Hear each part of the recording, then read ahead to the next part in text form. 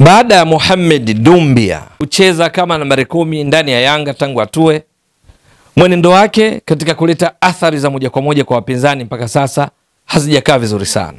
Sio kwenye kufunga mabao, sio kwenye assist.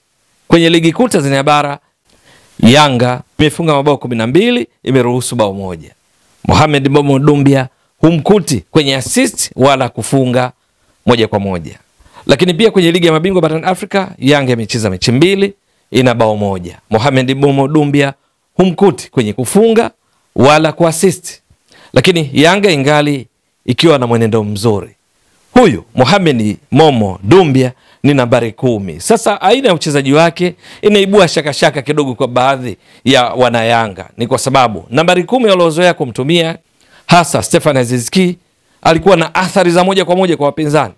Kwenye msimu uliopita 2024-2025, Stefan Aziz Ki ingawa aliondoka kabla ligi haijakamilika, lakini alifunga mabao 9, alitoa assist 7, akichangia mabao 16 kati ya mabao 83 ambayo Yanga walifunga na kutoa ubingwa wa 4 mfululizo katika ligi kuu Tanzania bara. Msimu wa nyuma yake 2023-2024, Stefan Aziz Ki aliibuka kuwa top scorer, mfungaji bora katika ligi kuu Tanzania bara, akifunga mabao 21, lakini pia akitoa assist 8, akichangia mabao 29 kati ya mabao 71 ambayo Yanga alifunga katika msimu wa 2023-2024. Sasa Mohamed Doumbia haonekani kuwa na athari za moja kwa moja katika kufunga na kuassist. Yote 9. 10, Mohamed Doumbia haonekani kuwa mzuri sana katika kukana mpira, kupiga chenga wachezaji wawili, mchezaji mmoja, watatu, ili kurahisisha mwendo wa timu yake kuelekea kwa wapinzani akiwa kama nambari 10. Matokeo yake ni nini? Pameibuka tetesi kwamba Yanga wakati wa dirisha dogo Januari mwaka huu, yani mwezi ujao, wataingia sokoni kuhakikisha wanapata nambari 10 iliyo imara. Sasa katika nambari 10 hiyo, options zilizopo zinazozungumzwa ni pamoja na kuhakikisha kwamba Peodo Pacome Zouzoua, ambaye katika mpangilio wa kikosi cha Yanga mara nyingi baada ya golikipa huwa na walinzi 4, viungo wawili ukabaji, viungo 3 ushambuliaji, mshambuliaji kinara 1.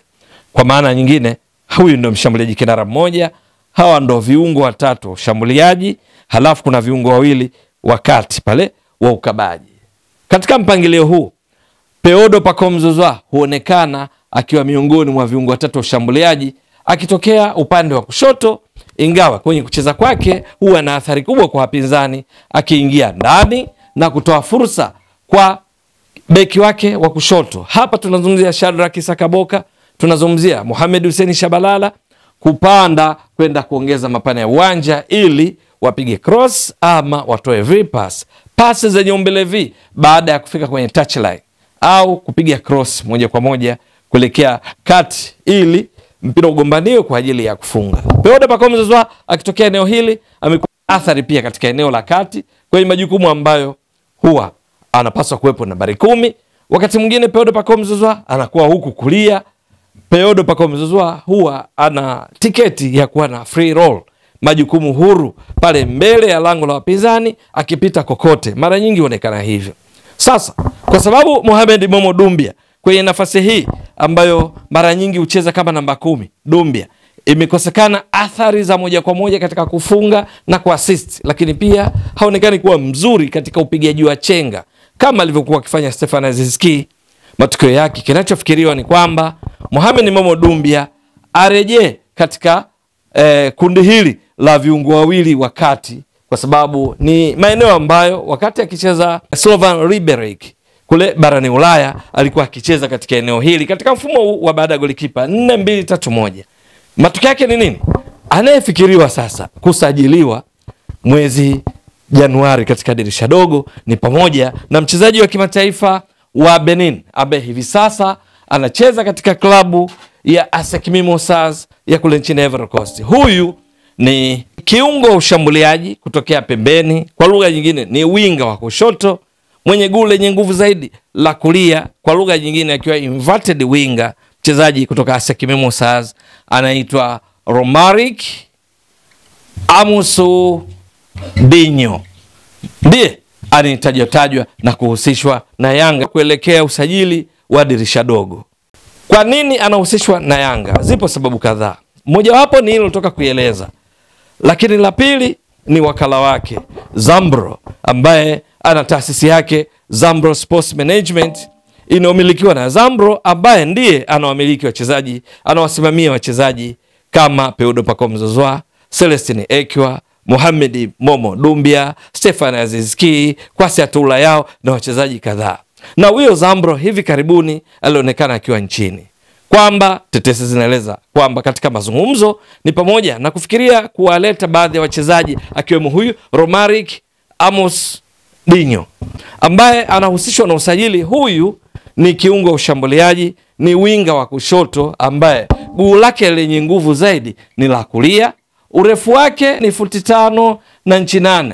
Katika klabu ya ASEC jezi yake huwa ni nambari 22. Ni mchezaji ambaye pia yumo katika kikosi cha timu ya taifa ya Benin kwa kocha Gernot Hoa, Mjerumani, ambaye kwenye viungo wa ushambuliaji amejaza wachezaji wengi wanaocheza soka la kulipwa barani Ulaya. Lakini miongoni mwa wachache wanaocheza barani Afrika ni pamoja na huyu Romaric Amos Dinho, na amekuwa akipata nafasi ikiwamo hivi karibuni mwezi wa 10 tarehe 10 wakicheza katika kundi lao kuwania kufuzu kwa fainali za kombe la dunia pale nchini Rwanda dhidi ya Rwanda. Mechi muhimu sana, uwanjani wakiwa wamejaa maelfu ya mashabiki mpaka dakika 80 ikiwa bila. Huyu Romaric Dinho akaingizwa katika dakika 80 baada ya kutoka kwa Andreas Hutonji anayecheza soka la kulipwa barani Ulaya, na alipoingia tu akatoa assist kwa mfungaji wa bao pekee katika mechi hiyo ambayo Benin walishinda kwa bao 1-0. Huyu ni Tosin. Sasa huyu Romaric, taarifa zinaeleza kwamba akitua Yanga kwa sababu yeye ni winga wa kushoto mwenye gule yenye nguvu zaidi la kulia, kwa maana kwamba anacheza kama inverted winger, gule yenye nguvu la kulia lakini atokea kushoto, ndiye aje muhamishi sasa hapa Pacome aje kuchukua jukumu hili la kwa Dumbia arudi kuja kuwania namba na kina Zuka Buya na kina Mudathia Abbas, kina Azizi Andamwile, kwa sababu kwenye eneo hili Pacome Zouzoua amekuwa mzuri sana. Hata ASEC Mimosas walikuwa wakimtumia kwenye eneo hilo. Pacome Zouzoua ana utajiri wa kuweza kucheza nafasi nyingi uwanjani, hasa kutokea eneo la kati mwa uwanja kwenda kwenye lango la wapinzani, na mara kadhaa amekuwa akionyesha ubora huu akitokea eneo hili. Ili Romaric aje hapo, huku kulia inafahamika kuna Ekwa, kuna Maxim Pienzegeli, kuna Offenchikola, kina Edmund John anaweza kucheza eneo hili. Yanga na wachezaji kadhaa wa kuweza kucheza katika eneo hili, alimradi tu yupi anaonyesha kiwango bora cha kumshawishi kocha Pedro Gonçalves katika kupata matokeo. Ikumbukwe Yanga wanawania taji la 5 la ligi kuu Tanzania bara, sio kazi nyepesi, lakini Yanga wanawania kufuzu hatua ya robo finali, nusu finali na kibidi kuhitaji kutoa ubingwa wa ligi ya mabingwa barani Afrika. Kwenye kundi lao la B, mwenendo wao si mbaya. Mechi ya kwanza wameshinda dhidi ya FAR Rabat uwanja wa New Aman Complex visiwani Zanzibar. Mechi ya pili kule Algeria dhidi ya JS Kabylie, suluhu imewafanya Yanga wawe na pointi 4 sawa na Al Ahly, lakini wakizidiwa tofauti ya mabao ya kufunga na kuruhusu. Sasa maana yake ni nini? Ni kwamba mshambuliaji kinara sasa anaweza kawa Dube, anaweza kawa Mzize, yeyote katika eneo hili atakapokwenda kushambulia kama mshambuliaji kinara, basi Romaric ambaye yeye ni mzuri katika kuingia ndani, mzuri pia kwenda pembeni kuongeza mapana ya uwanja, mzuri pia katika kufanya mbadilishano wa nafasi na winga wa kulia, ambako akija anakuwa kama orthodox winger, kwa maana kwamba kutokea eneo ambalo mguu wake wenye nguvu ndiko uliko, aje kuongeza chachu katika eneo hili, akicheza kwa staili ile ya kutoa nafasi kwa beki husika wa upande wa kushoto, akina Mohamed Hussein Shabalala, akina Shadrack Sakaboka, kwenda kuongeza mapana ya uwanja, na matokeo yake kufanya Pacome Zouzoua wakati wanapokwenda kushambulia aje kuongeza makali, Ekwa aende, halafu mabeki wa kulia Israel Patrick Mwenda, Shomari Kibwana wawe wanapanda kama ilivyo ada kwenda kuongeza mapana ya uwanja. Yanga ina washambuliaji wengi zaidi, lakini wawili kati hawa, mmoja anakuwa anaungana na mabeki wao wakati katika kuhakikisha hawaletoi madhara na wapinzani kwa mashambulizi ya kushtukiza, akiungana na mabeki wao wakati, lakini mmoja box to box anakwenda kuungana pia na kina Pacome, kina Romaric, kina Ekwa, kina Maxim Pienzegeli. whoever yeyote anayecheza katika upande wa kulia, pamoja na mshambuliaji wa kinara, kwa mfano Prince Pumelo Dube, kwa mfano Depu, mchezaji wa kimataifa wa Angola ambaye pia anahusishwa na Yanga wakati wa usajili wa dirisha dogo. Mfungaji bora katika michuano ya Kosafa, akicheza mechi 5 akifunga mabao 8, lakini ndiye mfungaji bora katika michuano hiyo ya Kosafa kwa idadi ya mabao, anahusishwa pia na Yanga. Sasa akipatikana Romaric, halafu awepo Depu, halafu Yanga ikawa na mpangilio ambao Pacome anakuja namba 10, matarajio ni kwamba Yanga itatisha zaidi, wapinzani wake watapata taabu zaidi. Lakini huyu Romaric pamoja na sifa zake hizi amekuwa na sifa nyingine za ziada, kwamba yeye ni tunasema ni team player. Yeye sio kukaa na mpira, anao anatofautiana kidogo na Celestine Ekwa. Ekwa mzuri sana wa kudribble kiasi ya kwamba wakati mwingine huwa anapitiliza, anapoteza fursa wakati wenzake wameshakaa katika maeneo sahihi, anabaki na mpira na wanao. Yeye hakai sana na mpira, lakini anapoamua kukaa nao ni mzuri katika kudribble.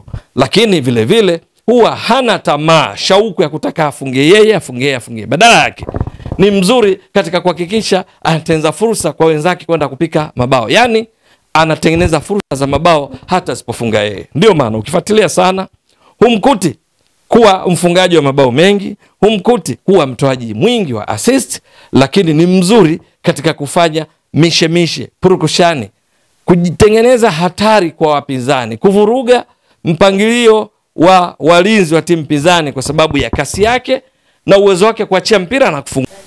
Kukiwa kushoto kuna Romaric Amusu Dinho mwenye kasi, kulia kuna Max ama Ofenchikola ama Celestine Ekwa mwenye kasi au Edmund John mwenye kasi, halafu katikati hapa kuna Peodo Pacome Zouzoua mwenye kasi na ufundi mwingi, halafu na mshambuliaji kinara kwa mfano tu Depu. Matarajio ni kwamba hilo litakuwa balaa kwa wapinzani, na hasa hao wote nilowataja wakiwa kwenye kiwango cha ubora, na kama kweli Yanga watawasajili hasa hao wawili Romaric pamoja na Depu.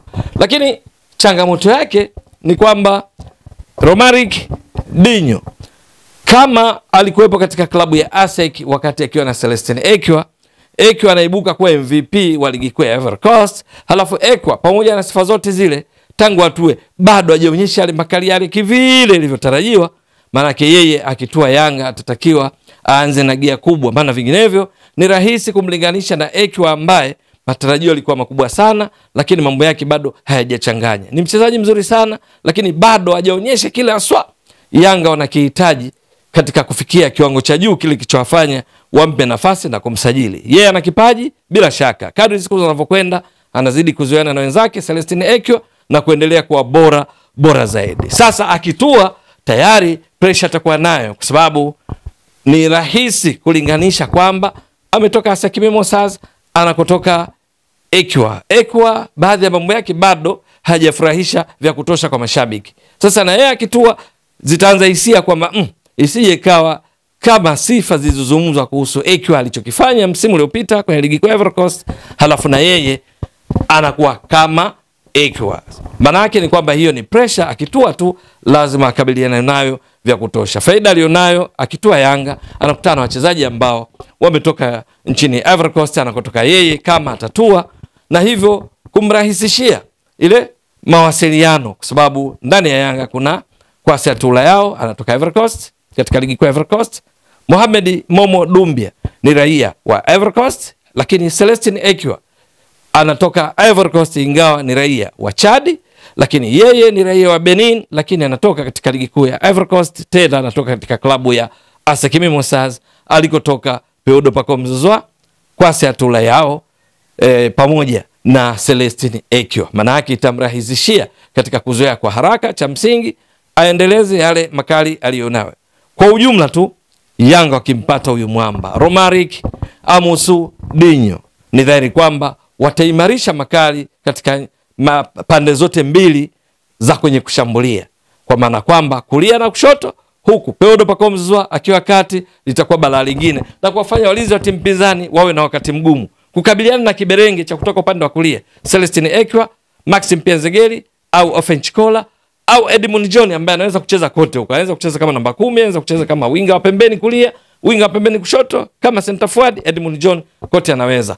Ana kasi vile vile. Halafu apambane na kasi ya Romaric Amusu Dinho. Kutoka upande wa kushoto, gula kile nguvu la kulia na uwezo kuingia ndani akapiga mashuti. Halafu wakati huo katikati kuna Pedro Pacome Zouzoua kivuruge, anaweza kuwavuruga vya kutosha mabeki zaidi ya mmoja. Maana yake kuna uwezekano mkubwa wa kutengeneza nafasi nyingi za kufunga.